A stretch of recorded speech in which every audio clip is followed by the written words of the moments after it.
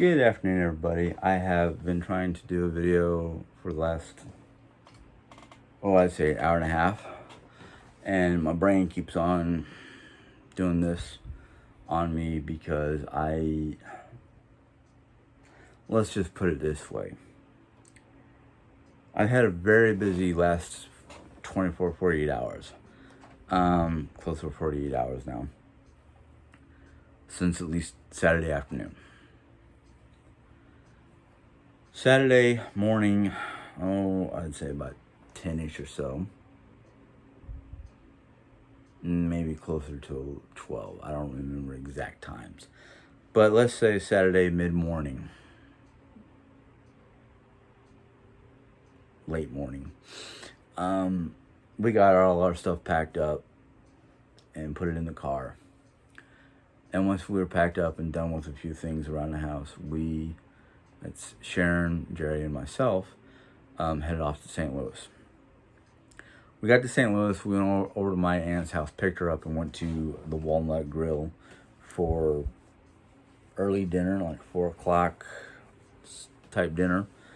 And we enjoyed dinner. It was a good dinner. I mean, at least I thought it was. Then after that, we dropped Aunt Sue off at her place, and then we went to the hotel.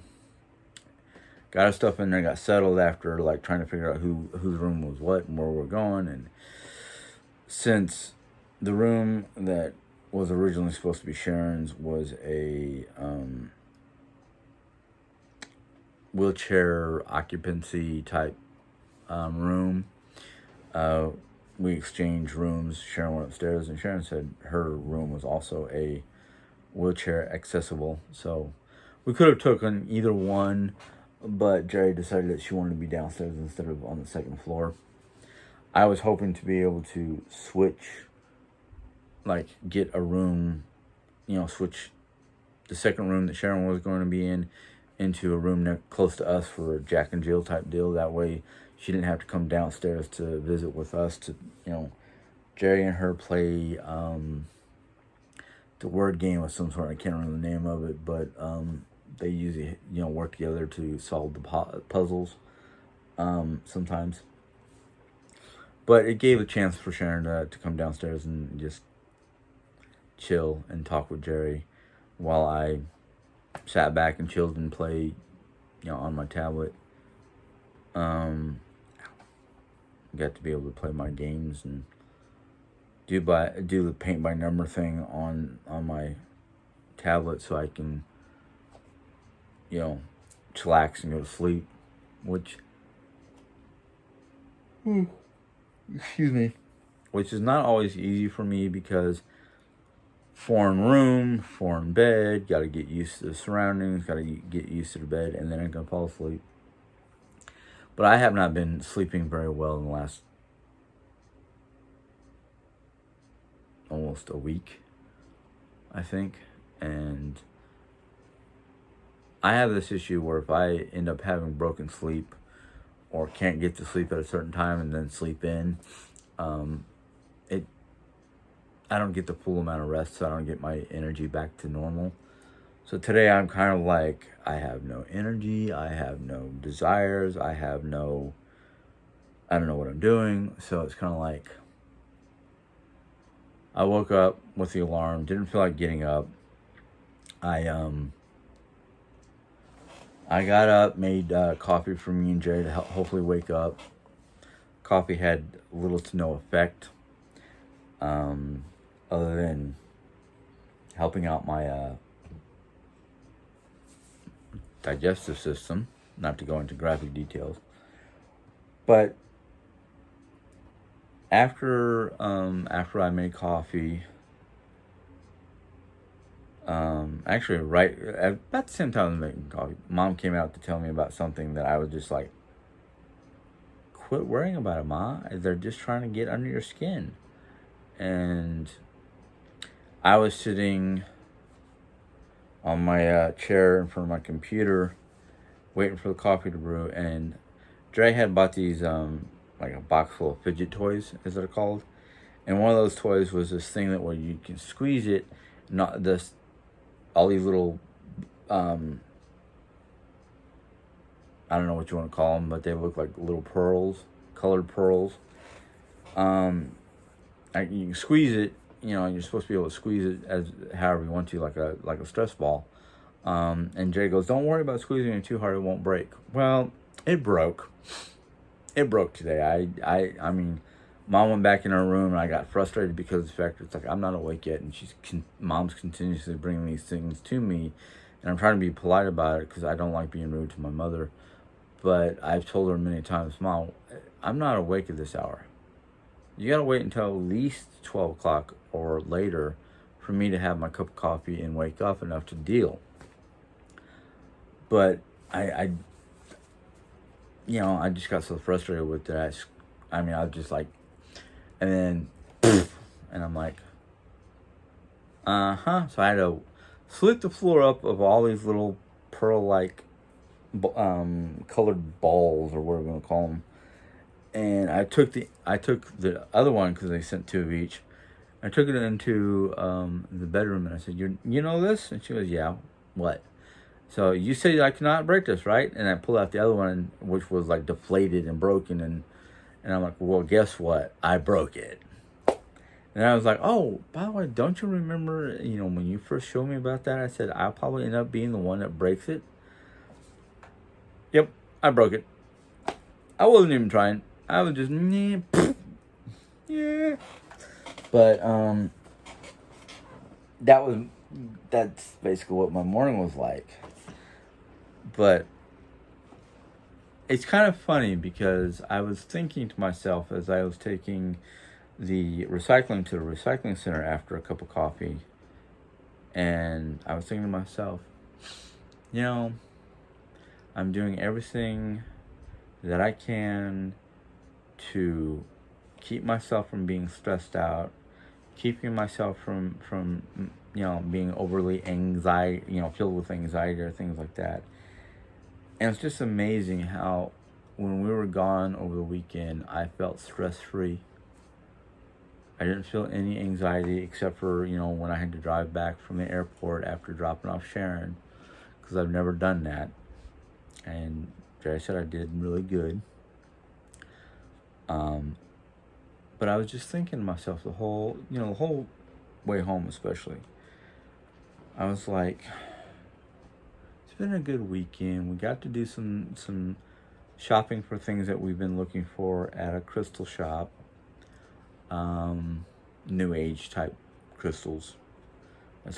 I don't call it new age anymore. I call it old age returning, or round 2 of natural healing and remedies and earth healing and stuff like that. But we got home Monday afternoon, Monday evening, because we had to be back here in town to get Jerry to her last radiation treatment, which was a treat and a half. And I'll explain that to you in a moment.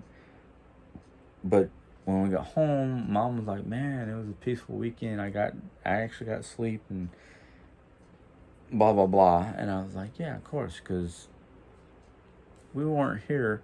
Not that we disturb her, but I understand her situation, because when I get the chance to be by myself to sleep, I sleep amazingly. And I haven't been able to sleep by myself, or not by myself, but out of the house in ages. But even before Jerry got sick with cancer, I used to have trouble sleeping because some part of me was like, she's got sleep problems from, her sleep study back in New York. Got to make sure she's not, making sure she doesn't, stop breathing. And, it's just that, but ever since cancer, I've been on like high alert, like every groan, every roll, every sound that she makes is just like part of my body wakes up like, okay, everything's good, go back to sleep. So I don't get the full rest that you should be getting, on a nightly basis. That's probably one of the reasons why I look tired a lot, because I am mentally tired, not physically. Some days I could be mentally tired, but my body was like, go, go, go, go, and I can, clean up my house. Um, I just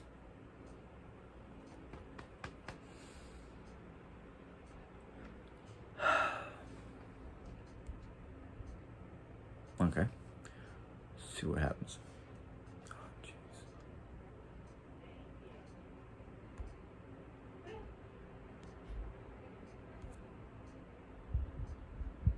Yeah, I thought someone was calling, but no. I'm. I don't know how to explain it. All I know is, there are days where I can get sleep, and there's days I can't. But yesterday was Jerry's last day of radiation treatment. And because it was her last day, they gave her a certificate and she got to ring the bell 3 times. She gets to ring the bell 3 different times. One for the radiation treatment, excuse me, which she did yesterday. The next one when she's done with the chemo. And the third and final one if she beats cancer. She gets to ring those 3 different bells. So I'm just like, all right, we've done the first one. Let's get down to the second one and hopefully the third one. But at stage 4 cancer, I don't know if she'll ever be able to ring that beat cancer bell. They might let her ring it if it goes into remission. I think that's what you call it, remission. But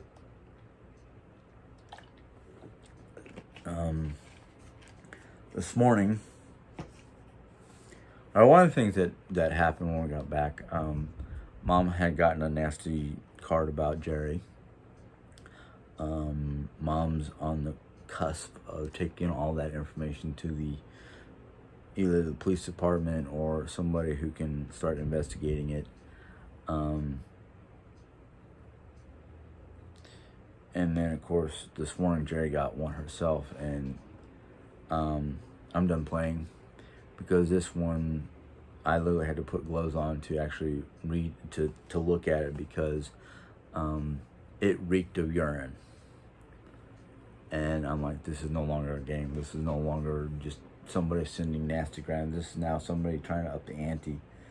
And it's not going to get me upset because I'm just like, all right, let's gather up all that information, take it to the Postmaster General, see if they can stop any mail that's coming from PA without a return address label, or just PA in general, especially Jonesboro or Jonestown, wherever it is.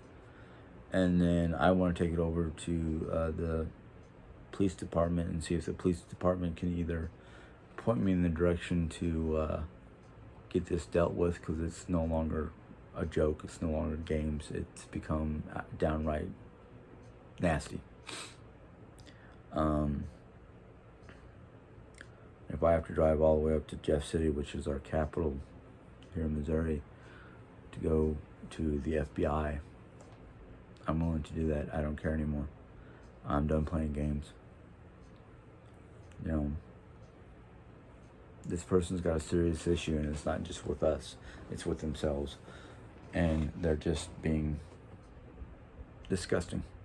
It's bad enough to be, ugly with your words, but when you start sending nastagrams smelling like piss, it's no longer a game. It's become nasty. And I have 4 weeks. I got nothing better to do but to figure out a way to cancel this person's ability to send us any more mail or nastygrams or anybody else in the world. Personally, if it was up to me to make the decision on what to do, first I'd take this person's ability to use the internet or post anything in the mail, and then incarcerate them for a very long time, see what the maximum penalty is, as well as get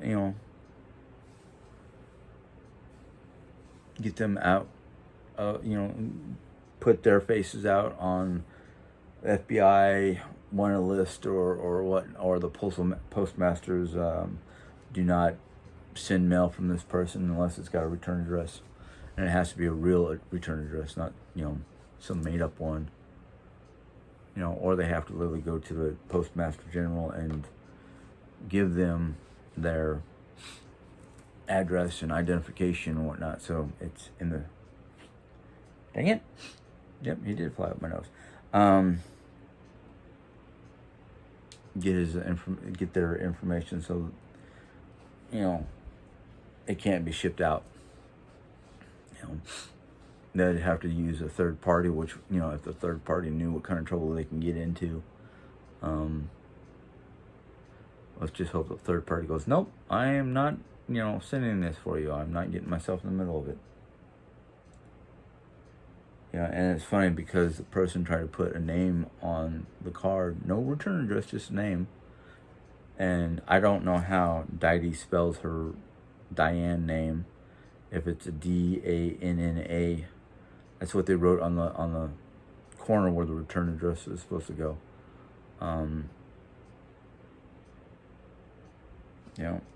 It's ridiculous. It's just getting downright stupid. And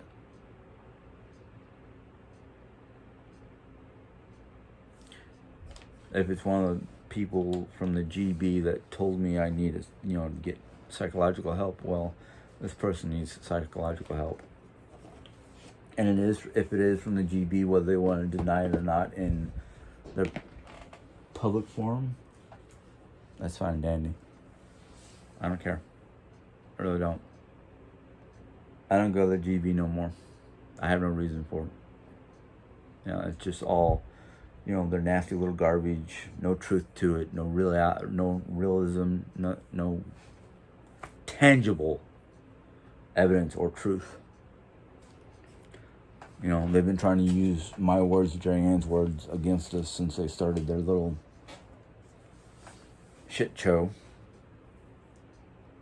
Their little clubhouse, whatever they want to call it. I don't care anymore. I really don't.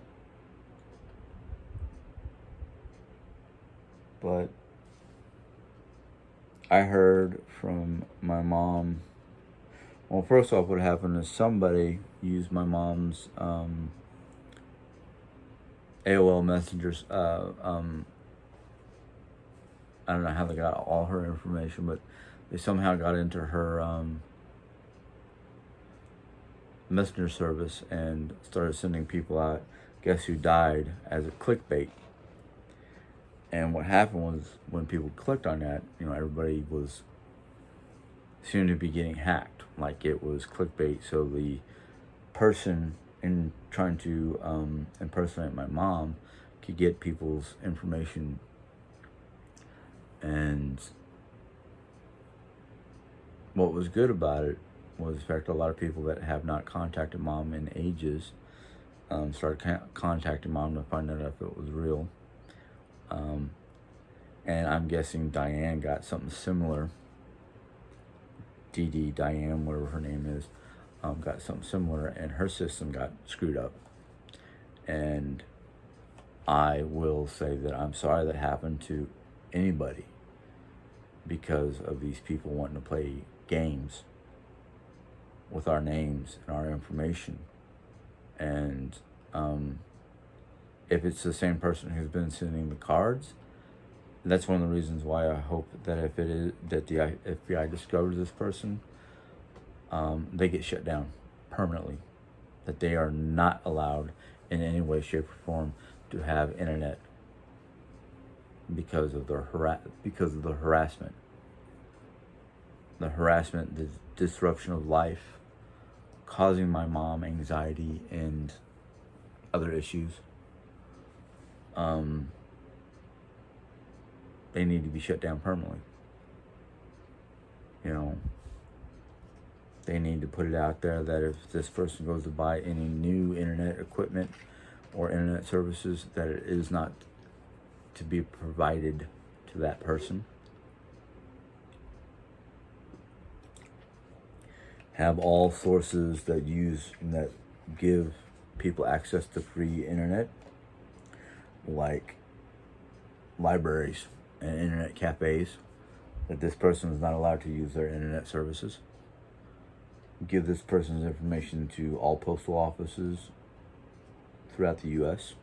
that they cannot send any kind of mail whatsoever without a return address and an ID with their actual address, so that postmaster or post office people can double check.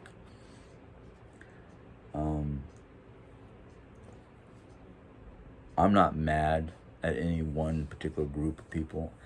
I don't care what person, what group this person belongs to, whether it's Josie or GB or DD or any of the other internet websites or Facebook sites, or not Facebook, YouTube sites that this person might be viewing and getting fed or fueled by the information, whether it's true or not. And I'm gonna have to say at least 90% of it is false. Maybe 10% of it is true, but not all of it. Now, I don't have any vendettas against anybody. I could care less what other people think about me, because that's the only person, outside of my family, the only other person I have to please is the man upstairs. And I don't think I've been displeased. I don't think he's displeased with me. I really don't. Because I know who I belong to. I know where my heart is. Okay, yeah, so what? I'm studying Norse. Everything about the Norse. Their mythology, their lifestyle. Maybe dabbling a little bit into their beliefs. But I was born and raised Christian. I don't think I'm going to change. The only thing that's going to change me is other people who want to claim to be Christian and showing that they're not being Christian by being rude and nasty and trying to twist the truth to fit their agenda or any of that kind of stuff. Because, if that's what Christians are, then I don't want to be a Christian. If Christians are people who just turn on each other and nitpick and belittle and badger and being nasty and being false and trying to lead other people into a falsehood, that's not Christianity. No, that's not true Christianity. If you read your Bible properly, there's Christianity right there in the Bible. The very concepts and ideas and stories of Christ and the disciples and what they did to not only start the Christian movement, but to continuously teach Christians, even to this day, of what Christ wanted us to be like. But I have seen so many Christians, or so many people who say that they're Christian, not even close to Jesus' teachings, not even close to understanding his stories and his teaching methods. He didn't teach hatred. He didn't teach the ugliness that I see from most Christians today. He taught love and acceptance. He didn't teach hate. He didn't teach racism. He didn't teach any of that stuff. That's something that somebody else decided that that's what they thought Christ was teaching. I can tell you different groups that use the Bible for their own ilk, but it's the opposite of what the Bible says. One of the biggest groups that's been around since, the 30s and 40s, KKK, the Ku Klux Klan. Talk about the largest group of bigots and haters that wave the Bible around saying, God said, no. One, God never said anything about how to treat people of other racial differences or skin tones or whatnot. He taught love thy brother as you love yourself. So all the people who are being haters I guess you don't love yourself because you must hate yourself to who knows what depth just by your words and your actions. Person sending these nasty grams, they must really hate themselves because that's how they're treating us. Simple as that. There's no difficulty to how to treat each other. There's no difficulty in loving each other. In fact, I find it harder to hate somebody than I find it to love them. In fact, I'm going to tell you a story, a very, very recent story. And it's a personal story. I usually don't put these kind of stories out because, well, I'm not going to use names. Because I don't think I've used names yet. My wife's caretaker, not caretaker, but care person, home health person, how you want to put it. We took her to St. Louis to see her brother and her boyfriend from California that she hasn't seen in a year came out to Missouri. Now, I don't know this young fella, but when we picked him up to come back, because she stayed the night in St. Louis with her brother and boyfriend, when we picked her up and I met this gentleman for the first time, he treated me like a fellow human being. He actually treated me like a brother. We had no problems. On the way back to Raleigh, we had some fun chats and goofing, and just being good people. Now, I have no problem with the fact that my wife's home health person that we picked up, took to St. Louis and came back the next day, picked her up and came back the next day. She's of African American descent. So is he. Now, if I was the person that everybody says that I am, I would not have taken her to St. Louis, let alone taken her back to Raleigh. I would have been, no, I don't want that in my car. No, that's not me. That's not me. So when I say an offhanded phrase from the 70s and 80s, and I heard in the military with my father goofing off and joking around with his African American co-workers, the term that I used, I'm not going to repeat it because I don't need a lot of people jumping on it and going, oh, you're racist, you're racist. It's an old school term. It's an old school term. It's been around for I don't know how long. Probably way back in the early 1800s when most of the cookware was made out of black wrought iron. Black wrought iron. Now, smelting, somebody took it, smelted it down, turned it into a big kettle or pot. A lot of the frontier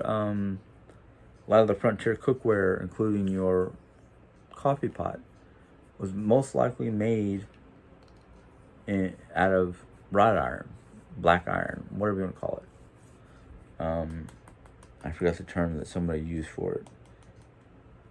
It's the old school iron that's just like really hardcore. You have to literally melt it down, which means on a big fire or in the kiln or the blacksmith heavy duty fire thingy to forge metal. That has to heat up really for a long time at hot temperatures. You have to keep that fire glowing red hot and flames shooting up in the air type deal.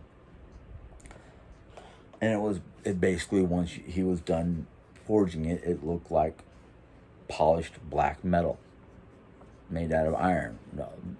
I'm gonna call it belly iron or something like that. Pig iron. Yeah, pig iron. That's what it was. Pig iron.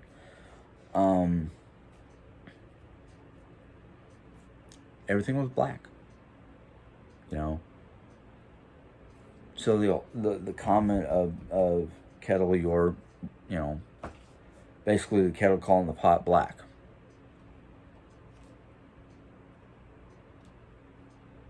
People nowadays want to consider that a racist term. No, it's not. It's an old school term. Can't remember what it meant, but it had nothing to do with people. Or if it had anything to do with people, it could have been anybody. It could have been a white person. It could have been a black person. Does that make me a racist? No. It just makes me knowledgeable of old school terms. You know, growing up in the military in foreign countries, I had friends through the military that were all different skin tones. I think might have been Germany, because I know Germany we had a very large variety of different racial differences. The thing is, we didn't see racial. No, we didn't see racial. We saw rank, name, educational level. We didn't see race. We didn't see skin tone. Because like my dad taught me, at the end of the day, when it's you and the people around you, and war breaks out, you have to learn how to coexist and work as a team, no matter what your race or your religion.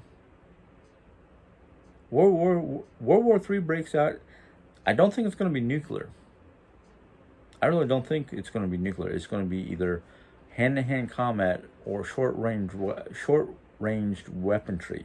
I don't think anybody's going to want to press that nuke button, because that's not just an end game for your enemy. That's an end game for the planet.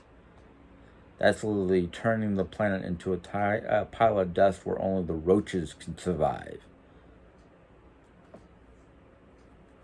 If anything, we're going to kill each other off with either chemicals from polluting the air or hand-to-hand combat. You know, there's going to be no nukes. Might be some Moabs or you know, heavy-duty hydrogen bombs, but nothing that's going to irradiate the planet.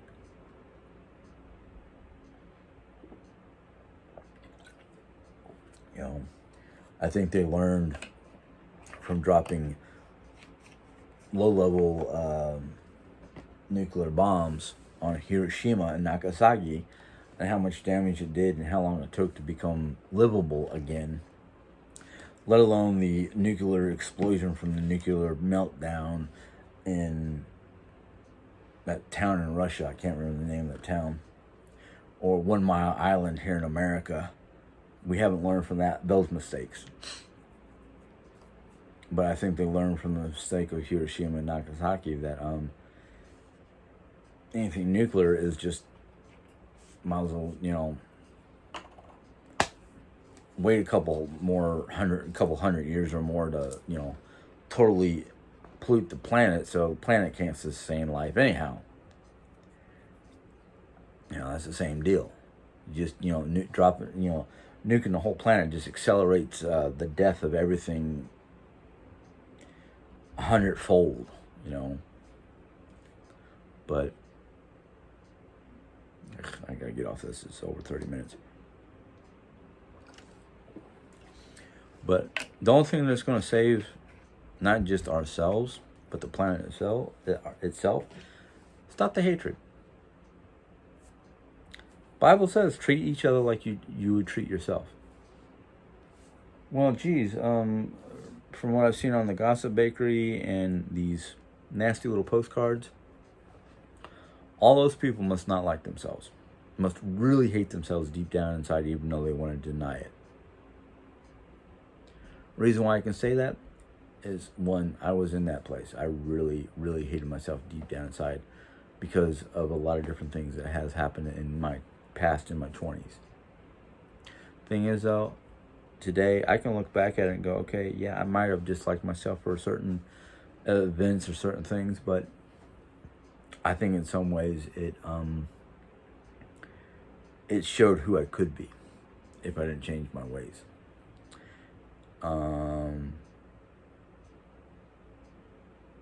That and a factor, if I continued on one particular path,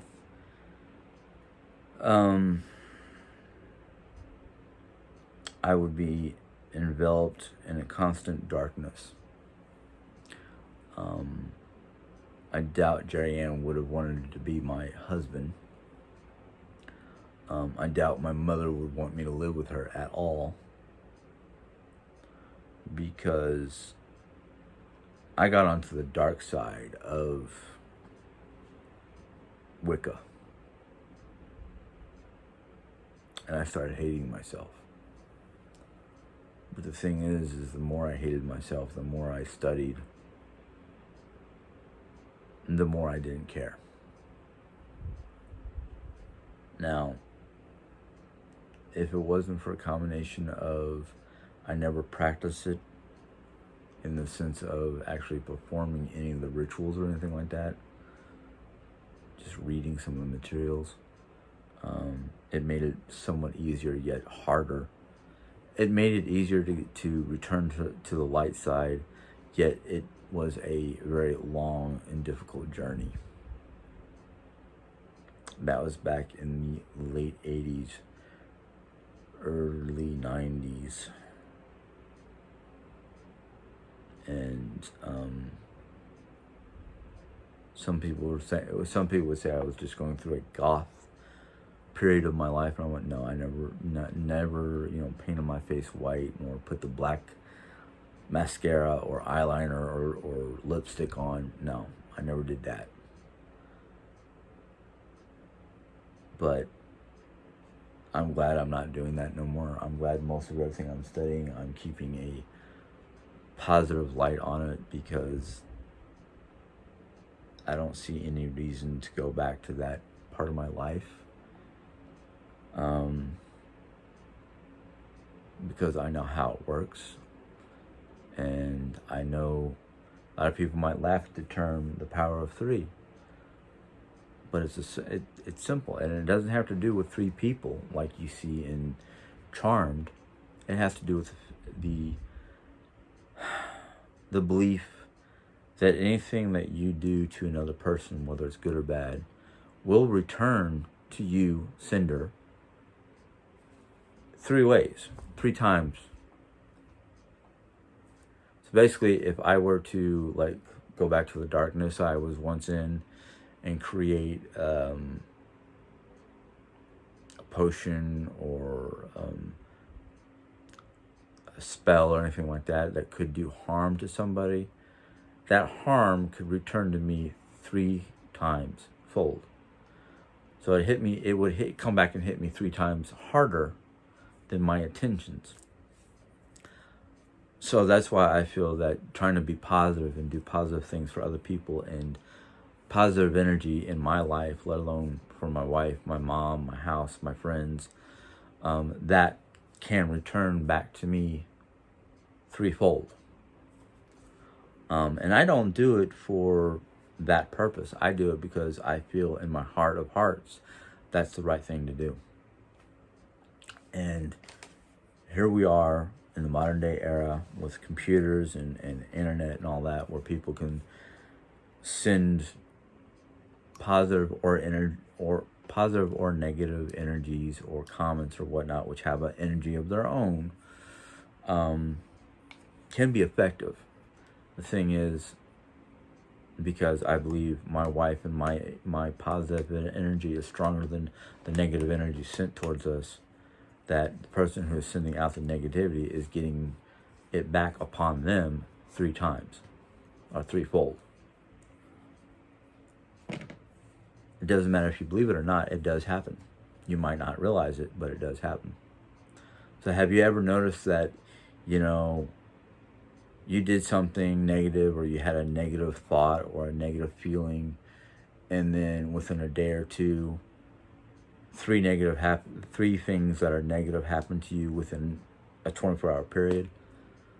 That's the return factor.